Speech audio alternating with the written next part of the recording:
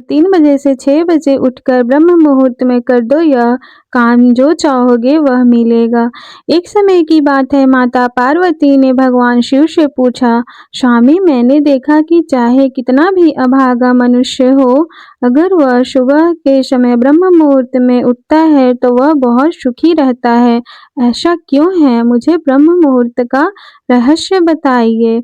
तब भगवान शिव ने कहा, हे देवी, मैं आपको इस प्रश्न का उत्तर एक कथा के माध्यम से बताऊंगा।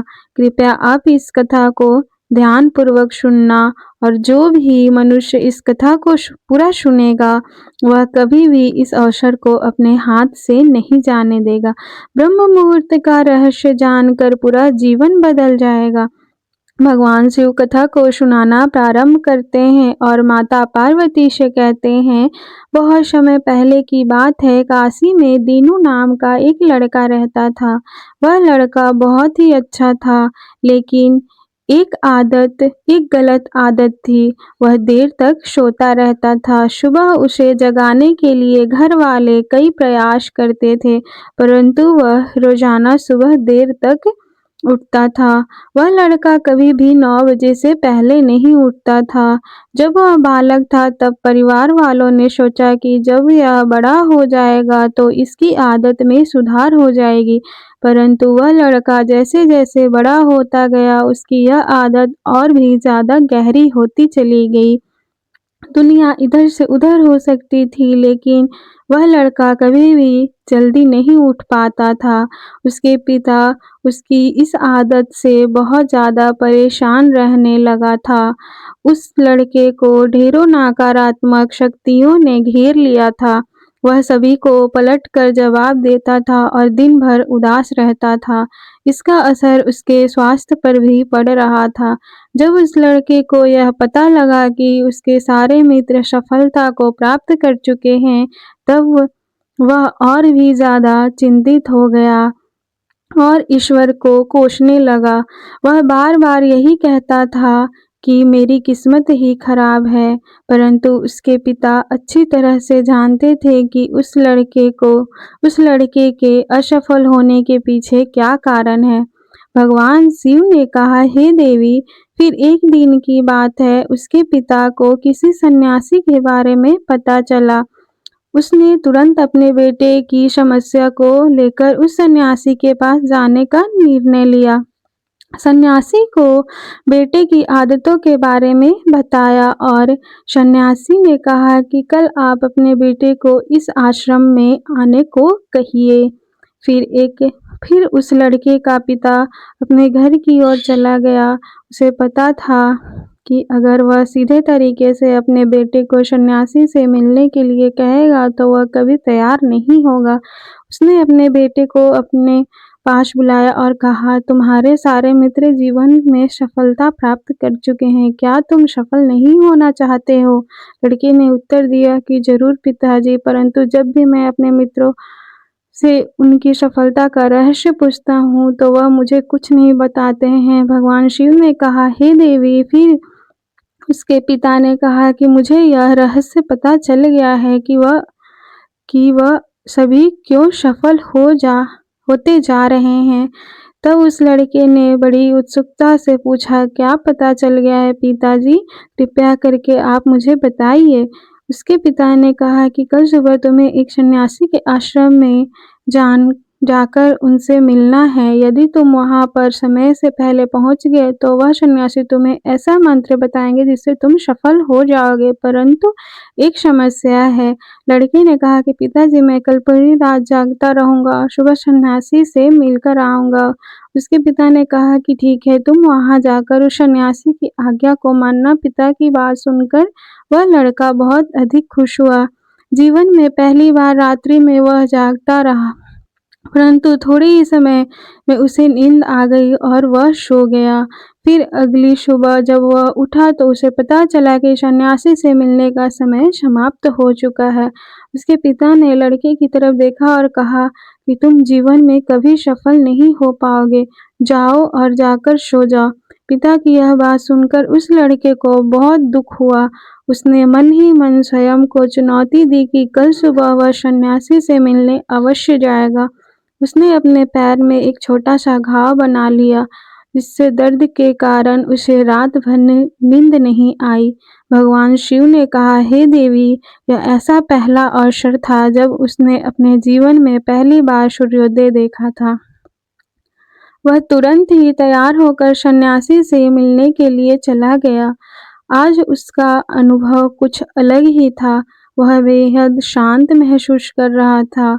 चलते-चलते वह लड़का जैसे ही सन्यासी के आश्रम में पहुंचा, तो वहां पर उसने देखा कि सन्यासी और उसके सभी शिष्य ध्यान लगाकर बैठे हुए थे। भगवान शिव ने कहा, हे देवी, फिर जब ध्यान का समय समाप्त हुआ, तब लड़का उस सन्यासी के पास पहुंचा और उन्हें प्रणाम करते हुए बोला कि आपके पास कोई ऐसा मंत्र है जिससे मैं सफल हो सकता हूँ? कृपया करके मुझे वह मंत्र बताइए। मैं भी अपने मित्रों के समान सफल होना चाहता हूँ और अच्छा जीवन जीना चाहता हूँ। भगवान शिव ने कहा, हे देवी। फिर सन्यासी मुस्कुराए और बोले, अच्छा, तो तुम वही बालक हो? तुम्हारे पिताजी मुझसे मिलने आए थे और उन्होंने तुम्हारे विषय में मुझे सब कुछ बता दिया था। मैं तुम्हें वह मंत्र अवश्य बता देता हूँ, परंतु अब लड़के ने जैसे ही परंतु शब्द सुना, तो लड़का घबरा गया। उसने पूछा, परंतु क्या गुरुदेव?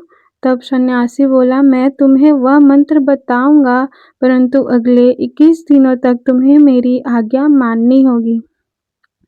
मैं तुम्हें वह मंत्र 21 दिनों के बाद बताऊंगा। तब तक मैं तुमसे जो भी कार्य कहूंगा तुम्हें वह करना होगा।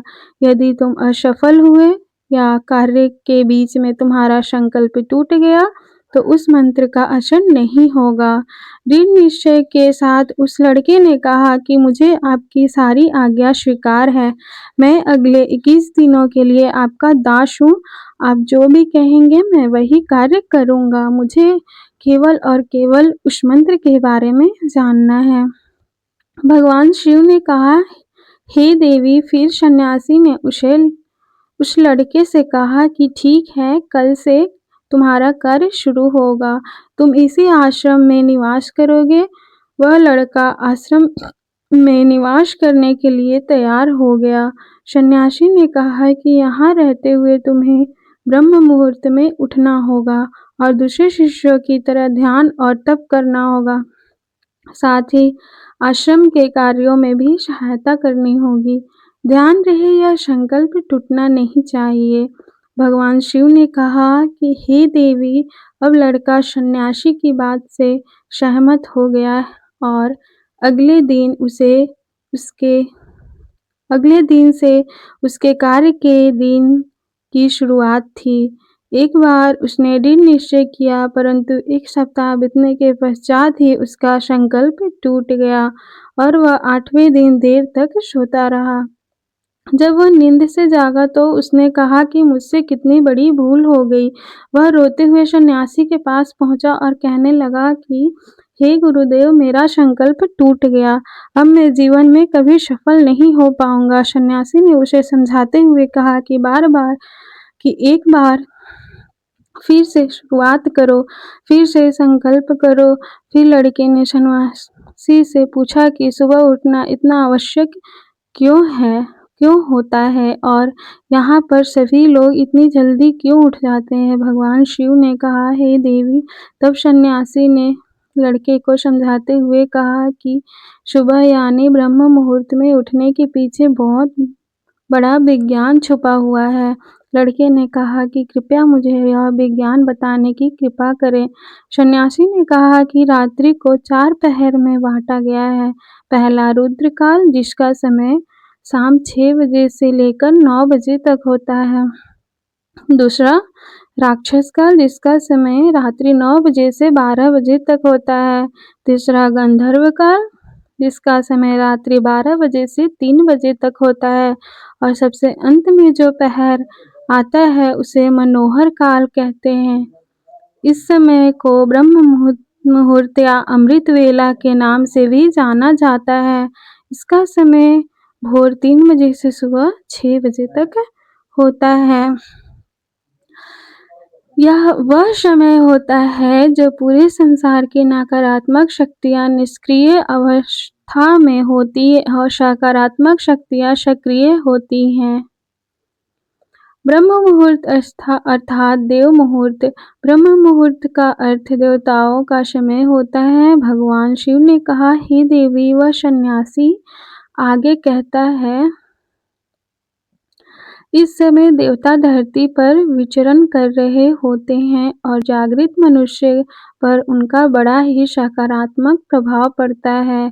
ब्रह्म मुहूर्त ऐसा समय होता है जिसमें मनुष्य का मस्तिष्क बिल्कुल खाली होता है, जिसमें किसी प्रकार की कोई विचार नहीं होते हैं, और जब इस समय व्यक्ति अपनी पुस्तक खोलकर पाठ का अध्ययन करते हैं तो उन्हें सब कुछ जल्दी-जल्दी याद भी होता है और यह लंबे समय तक याद रहता है। यह ऐसा समय है जिसमें हम ज्ञान को समझने का प्रयास करते हैं।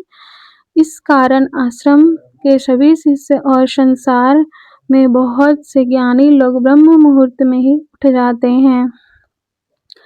प्राचीन काल में रोशनी का कोई स्रोत न होने के कारण लोग अपने दिन का समापन सूर्यास्त के साथ और आरंभ सूर्योदय के साथ करते थे।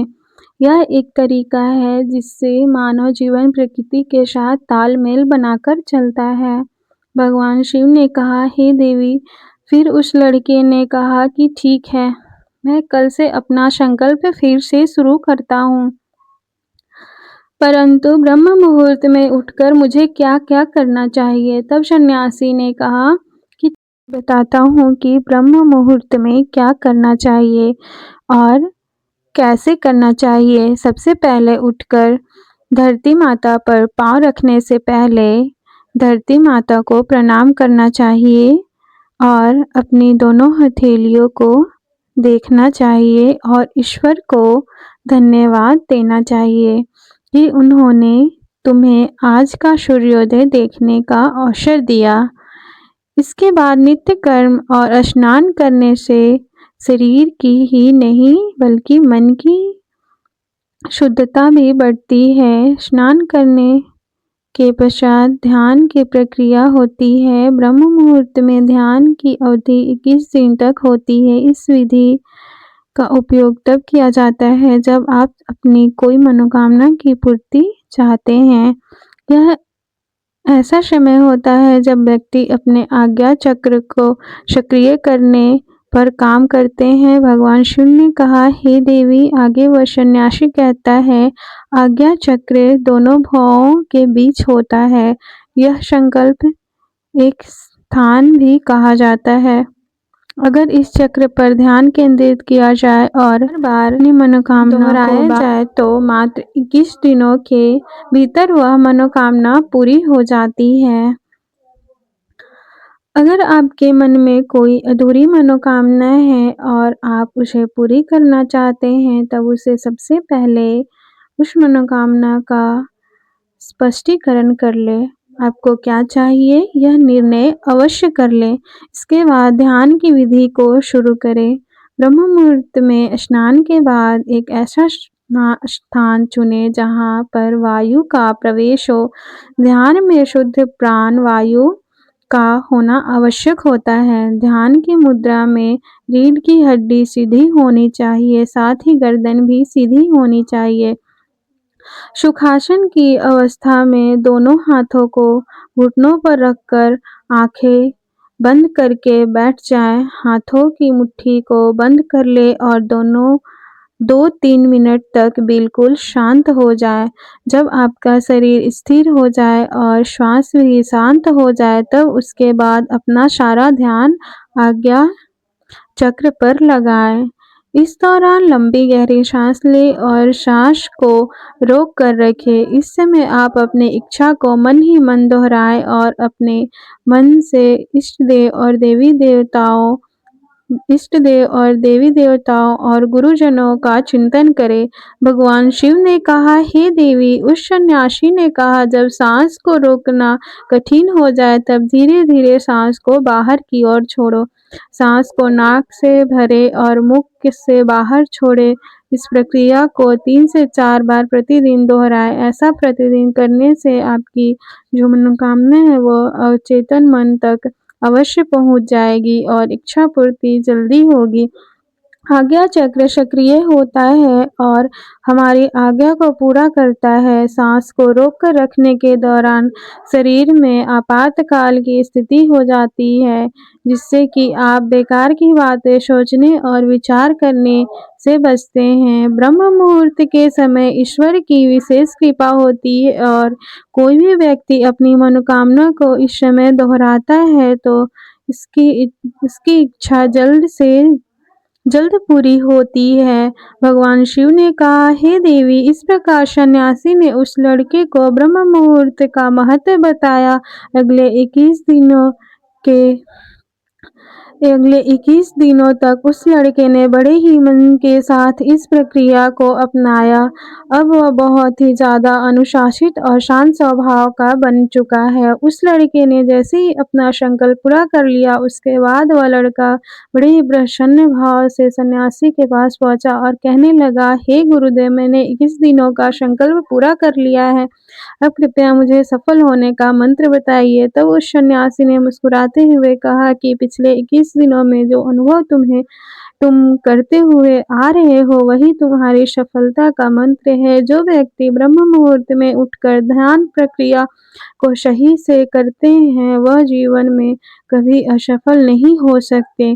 तुम्हें ब्रह्म मुहूर्त का रहस्य पता चल चुका है, अब तुम इसे जीवन पर्याप्त करो।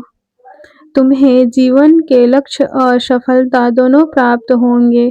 उस लड़के ने सन्यासी को धन्यवाद दिया और ब्रह्म मुहूर्त के नियमों का पालन जीवन पर्यंत तक करने का वादा भी किया। आपको पता चल गया होगा कि ब्रह्म मुहूर्त क्या होता है। तब माता पार्वती ने कहा, हे स्वामी, अब मुझे ब्रह्म मुहूर्त का संपूर्ण ज्ञान हो गया है। इसका इतना कहकर माता पार्वती ने भगवान शिव को प्रणाम किया। वीडियो अगर पसंद आए तो वीडियो को लाइक और हमारे चैनल को ज़रूर सब्सक्राइब करें और अपने दोस्तों के साथ शेयर करें। धन्यवाद। राधे राधे। हरे कृष्णा। जय श्री हरिवंश। राधा